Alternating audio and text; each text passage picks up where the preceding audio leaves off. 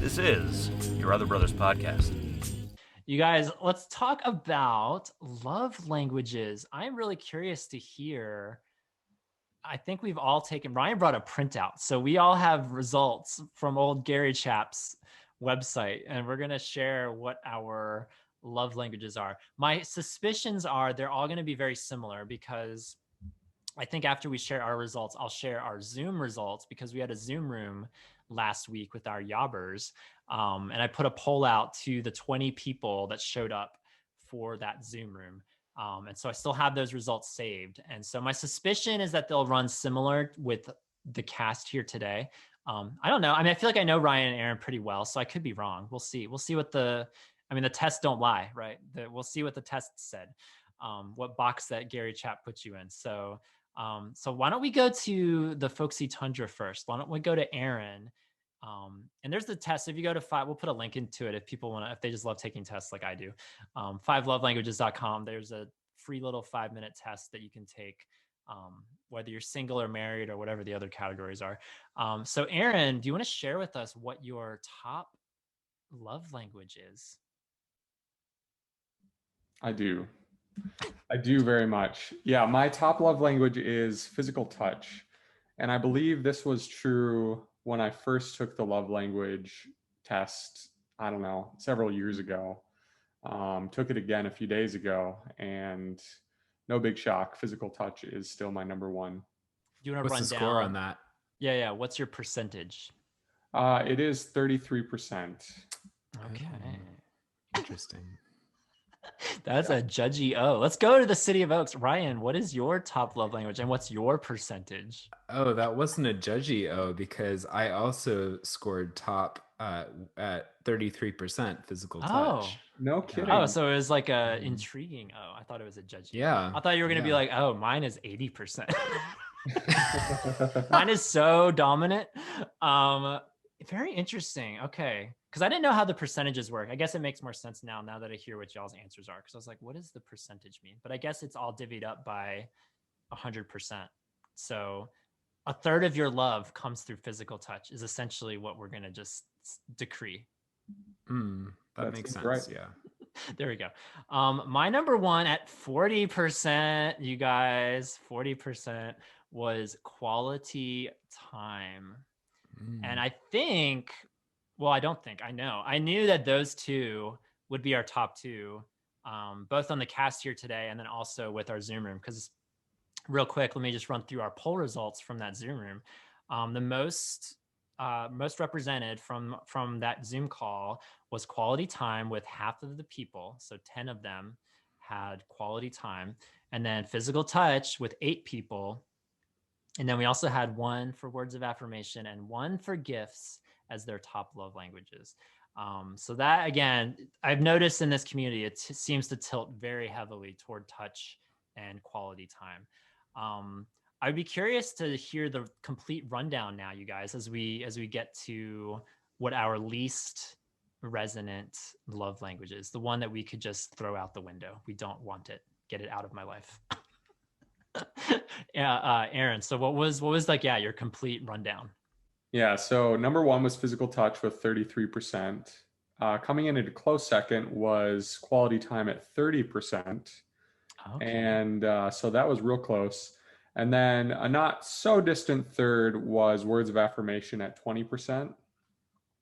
Then acts of service at 13%. And the one that could clearly be thrown away at 3% is receiving gifts.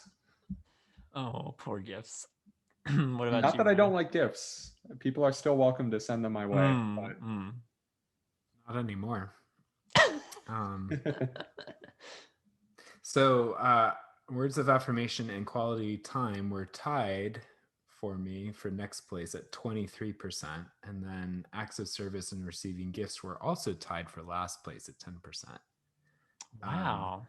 I will say, if I had to throw away one of acts of service or receiving gifts, it would be acts of service, except for rides to the airport.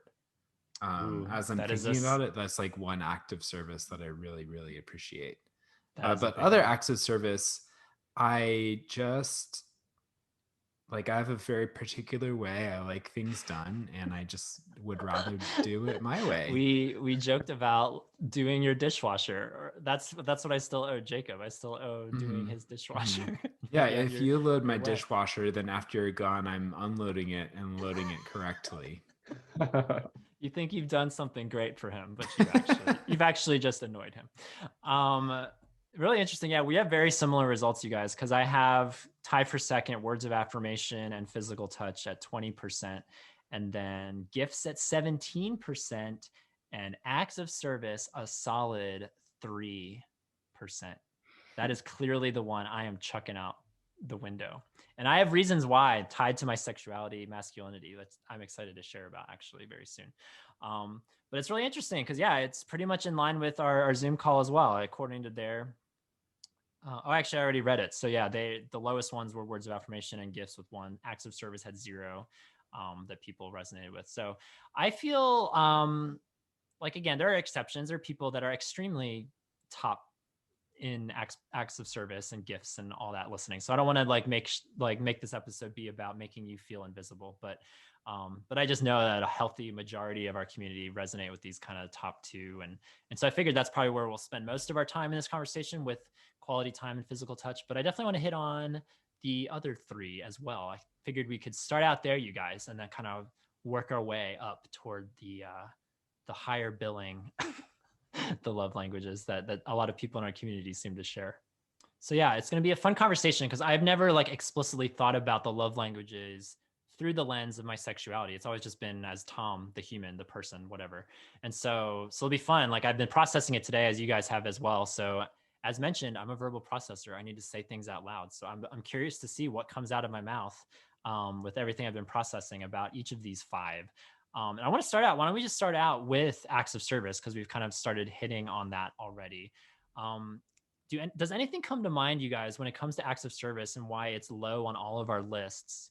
Why we don't care for it as much as the other types? Because I have something that I could share, and I could potentially start out with that. But I was curious if any of you guys had any thoughts.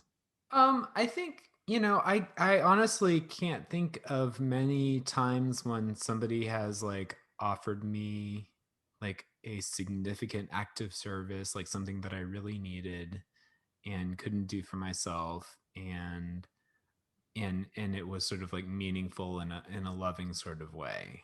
And so it could be as simple as because of my lifestyle, because of my community, because of any number of factors, I just haven't really experienced it in a way that sort of ignites my heart to say, oh man, I really feel loved right now. I'm so glad that happened.